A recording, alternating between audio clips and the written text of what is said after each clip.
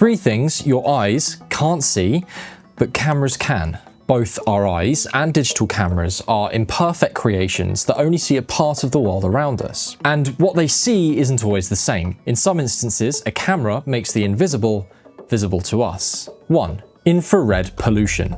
Let's start with an easy one. Why can a camera see that red light on your TV remote, but you can't? Visible light sits in a pretty narrow slice of the electromagnetic spectrum, wavelengths between 400 and 700 nanometers. Red light is at the long end of that range, and when a wavelength creeps just past 700 nanometers, it tips into infrared and becomes invisible to us. The eyes of many animals and sensors on digital cameras can detect wavelengths outside the range visible to humans, including between 700 and 730 nanometers, infrared.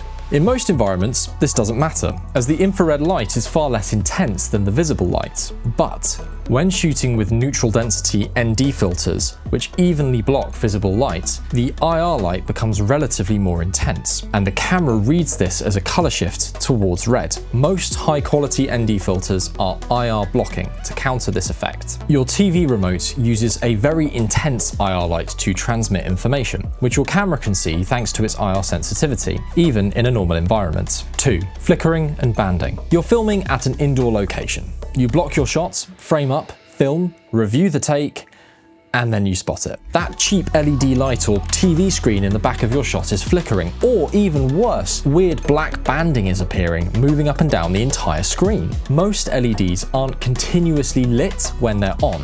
They flicker rapidly with minor fluctuations in voltage, only illuminating when the supply hits the right threshold. Just as our eyes perceive a fast series of frames as smooth motion in video, we perceive this flickering as a constant light source. The camera isn't perceiving something we can't, it's just recording some frames at the wrong moment, when the LED isn't illuminated. Banding is another symptom of the same problem, this time caused by the sensor reading its pixels from top to bottom, while a light source is flickering on and off, causing bands of light and dark to appear in the frame. Solutions to this include adjusting the shutter angle or frame rate on your camera until the flickering vanishes, synchronizing your camera to the frequency of the flickering, or bringing your own purpose-built film lights to the location.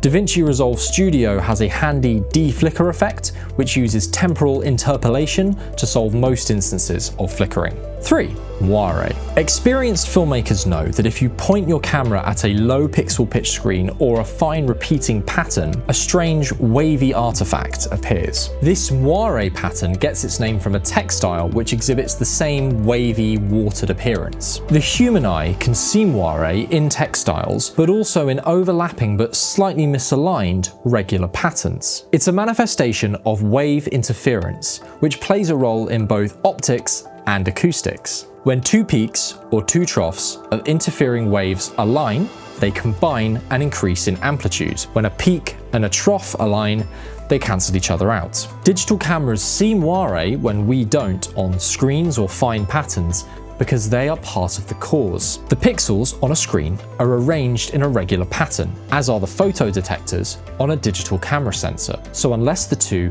are perfectly aligned and matched in resolution, moire will appear in the final image. This doesn't happen to the human eye because our photodetectors are arranged completely randomly. On camera, the solution is an optical low-pass filter, which very slightly blurs the image to break up that regularity before it hits the sensor. Moire is a bit of a rabbit hole because it has a very fundamental physical cause. It can also happen when you're downscaling an image or looking at an image of a regular pattern on a screen. See this Pro AV video and this Tom Scott video to learn more. These examples are a mixture of cameras seeing something very real that our eyes can't, or just anomalies caused by their design. IR pollution is the former, moire is the latter, and flickering is sort of a mixture of both. What this video, along with my previous one on color temperature, are both trying to get at is that if you look at the science behind these anomalies, what you realize is that the slice of the world that we've evolved to see is very narrow.